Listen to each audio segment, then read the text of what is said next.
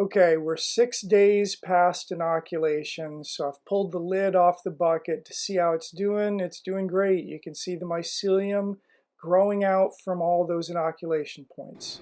All right, we are now 16 days after inoculation, and I'm checking these. The gray oyster is not fruiting yet, but this golden oyster here is starting to push on that tape. It's wanting to pin, so I'm going to pull the tape away. You can see it's starting to form little masses there. So I'm going to go ahead and pull away the tape off of all three of the holes, and it's starting to form up in that hole too. And I'm going to go ahead and get this inside of that fruiting chamber, and in a few days we should have some golden oysters ready to pick on it.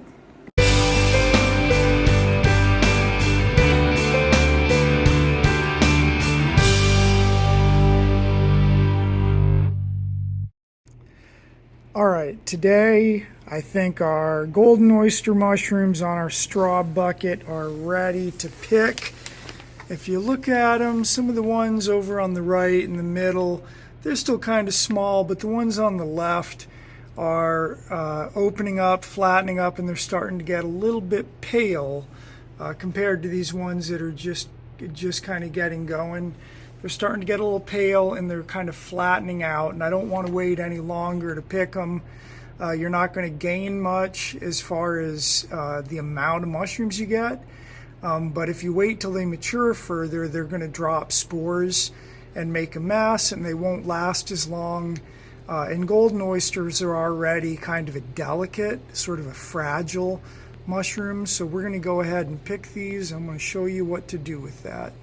All right, as always, we get our materials together. I've got a knife, I've got a paper bag, like a lunch bag, and I've got my micropore tape, and we're ready to go ahead and pick these oyster mushrooms. So to pick them, all you need to do is grab the cluster carefully and give it a twist, and it comes right off.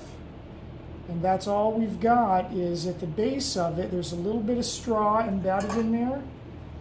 So I'm going to use my knife and kind of cut that spot out. It's basically cut kind of a sort of a cone shape out of it.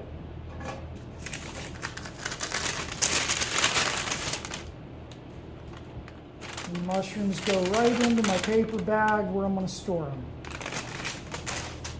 Same thing with these other small clusters.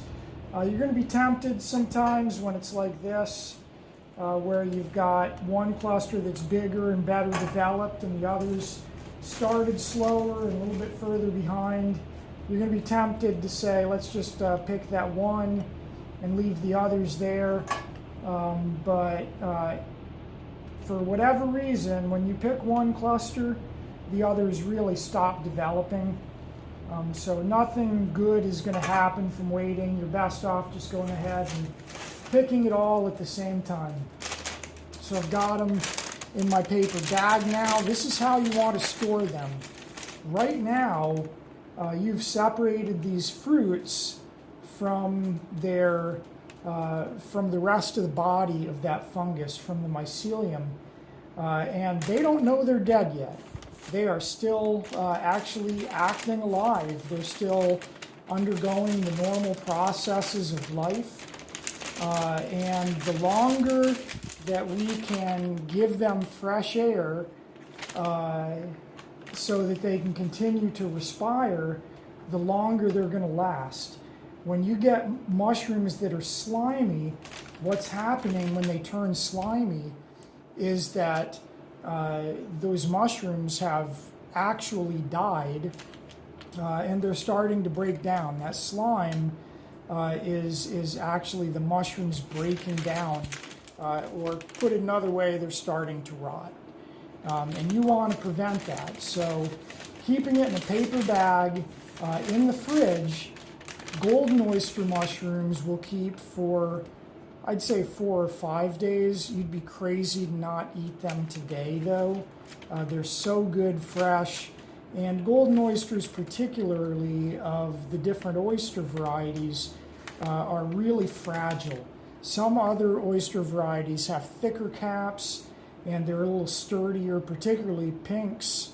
Pink oysters have very thick caps, almost rubbery, you might say, and they're very sturdy. But golden oysters are really fragile, so you want to use these right away. The other thing we want to do now is we want to make sure that we've got these holes kind of cleaned out so we don't have stuff hanging out, and then we want to protect them.